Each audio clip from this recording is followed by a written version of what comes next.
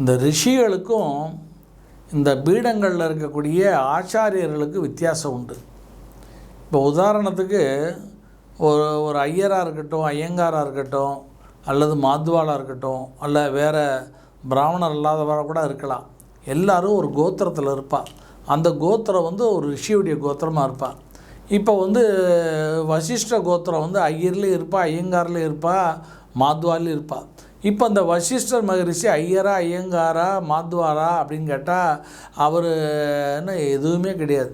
அவளுக்கு பேதம் கிடையாது. சைவ வைணவ மாத்வாங்கிற துவைத பேதம்லாம் கிடையாது. அவள் அந்த பேதத்துக்கெல்லாம் அப்பாற்பட்டவா. ரிஷிகள் பேதத்துக்கெல்லாம் அப்பாற்பட்டவா. அந்த ரிஷிகள் மூலமாக தான் நமக்கு நம்மளுடைய மந்திரங்கள்லாம் கிடைச்சது, இறைவனை பற்றி தெரிஞ்சின்றோம். நம்மளுடைய இன்றைக்கி வாழ்க்கை முறைகள், நம்முடைய சாஸ்திரங்கள் எல்லாமே, புராணங்கள் எல்லாமே ரிஷிகள் கொடுத்தது. அவளுக்குள்ளே பேதமே கிடையாது. அவள் எந்த பேதத்தையும் சொல்ல, சைவ வைணவ துவைத சித்தாந்த பேதங்களே கிடையாது.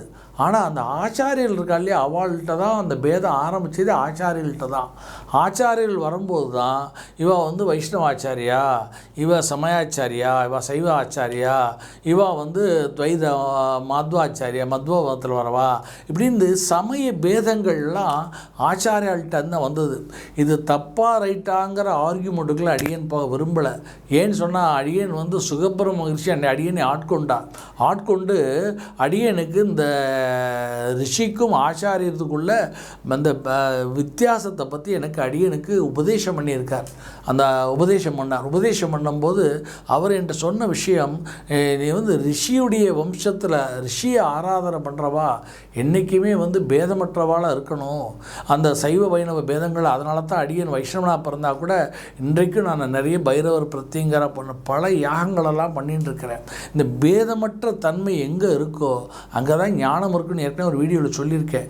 அதே மாதிரி பேதம் இல்லாமல் இருந்தோம்னு சொன்னால் அவள் எந்த சமயத்தில் வேணால் இருக்கட்டும், ஆனால் பேதம் இல்லாமல் இருக்கணும்.